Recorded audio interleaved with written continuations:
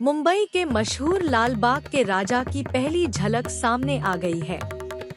जय जयकारे के बीच गणपति बप्पा ने भक्तों को दर्शन दिए। बड़ी संख्या में भक्त यहां जुटे। मुंबई में लाल बाग का राजा सबसे मशहूर गणेश मंडल है। महाराष्ट्र भर के वीवीआईपी यहां पर दर्शन के लिए आते हैं। महाराष्ट्र में गणेशोत्सव की धूम रहती है। गणेश चतुर्थी का त्योहार 7 सितंबर को मनाया जाएगा।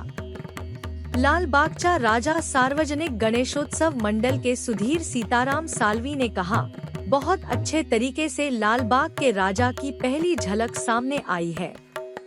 अच्छे तरीके से मंडल की तैयारी हो चुकी है। कल से लाल बाग के राजा के दर्शन के लिए लाइन शुरू होगी। हम लोगों को बढ़िया तरीके से दर्शन करवाएंगे। लालबागचा राजा सार्वजनिक गणेशोत्सव मंडळाचं या वर्षीचं हे 91वं वर्ष आहे आणि 91व्या वर्षाचा उत्सव खऱ्या अर्थाने आपण जो आज हा माहोल पाहताय त्या पद्धतीने हा सुरू झालेला आहे।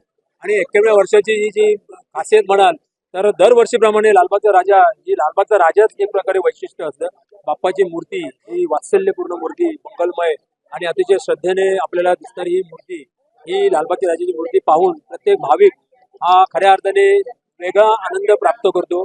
वेगळी प्रचिती त्यांना या ठिकाणी बाप्पाचे दर्शन घेतल्यानंतर येते आणि या कारणास्तव दरवर्षीप्रमाणे याही वर्षी लालबागच्या राजाच्या भाविकांची गर्दी प्रचंड प्रमाणात वाढणार आहे। आणि असलेली गर्दी जी आहे, ही जी येणारी गर्दी आहे, ही भाविक आहेत, या भाविकांचं देखील लालबागच्या राजाचं दर्शन अतिशय चांगल्या प्रकारे व्हायला पाहिजे।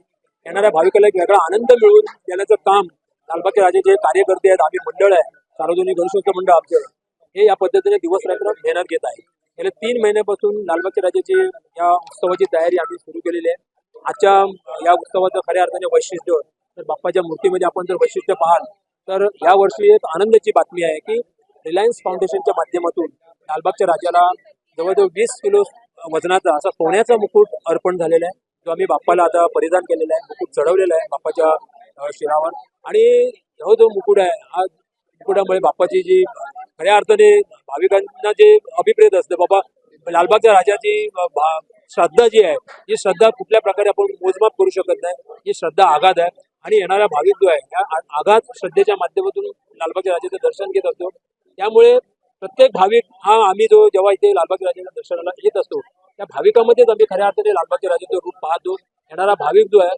हा इथे येऊन लालबागच्या राजाचं दर्शन घेऊन ज्यावेळी घरी सुखरूप जातो तेव्हा आम्हाला देखील एक वेगळ्या प्रकारचा आनंद मिळतो। एक चांगलं कार्य केल्याचं जे आमच्या कर्तव्य आहे, त्या कर्तव्य पूर्तीचा आनंद आम्हाला देखील या ठिकाणी प्राप्त होत असतो।